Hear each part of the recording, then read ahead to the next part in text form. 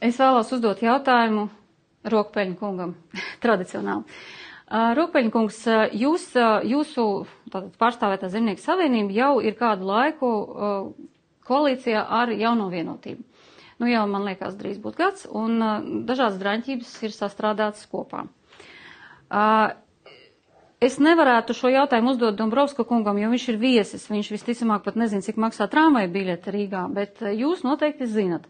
Kas koalīcijā, kādas sarunas ir par nodokļu izmaiņām? Jo šodien pie Saeimas mēs mēģinājām noķert visus deputātus, kas skrēja garām, un viņi noslēpumaini tikai raustīja plecus un pateica, ka varbūt vai nu 1% PVN būs, vai nu nekustamā īpašuma nodoklis, un neviens nespēja atbildēt, atjokojoties vai vienkārši bēgot prom. Varbūt jūs varat pastāstīt, ko jūs esat sagatavojuši vēlētājiem pēc Eiroparlamenta vēlēšanām?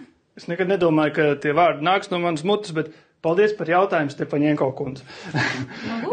Pēc būtības pareizā virzienā virsāties, jo es arī pārstāvu mūsu partiju šajā te nodokļu grupā, un skaidrības nav un publiski ar šo informāciju neejam, jo lēmums joprojām nav pieņemts. Vakardien mēs sanācām nodokļu grupu kopā 2 reizes, nākamdien mums plānotas 3 tikšanās.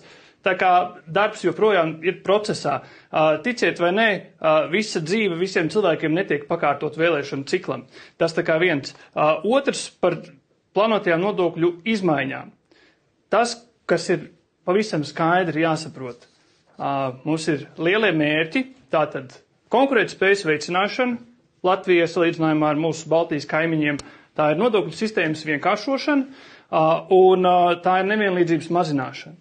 Un šis ir tas pamatu uzstādījums, ar kādu nodokļu tiek pārskatīti. Es ceru, ka mēs līdz gala lēmumu nonāksim, jo tas, kas arī ir skaidrs, ka tādēļ, ka Krievi ir iebrukusi Ukrainā, ir radījuši šo te ģeopolitisko satricinājumu kopumā ar valsts budžetu, nu, mums iet tā kā iet. Jā, ir problemātiski.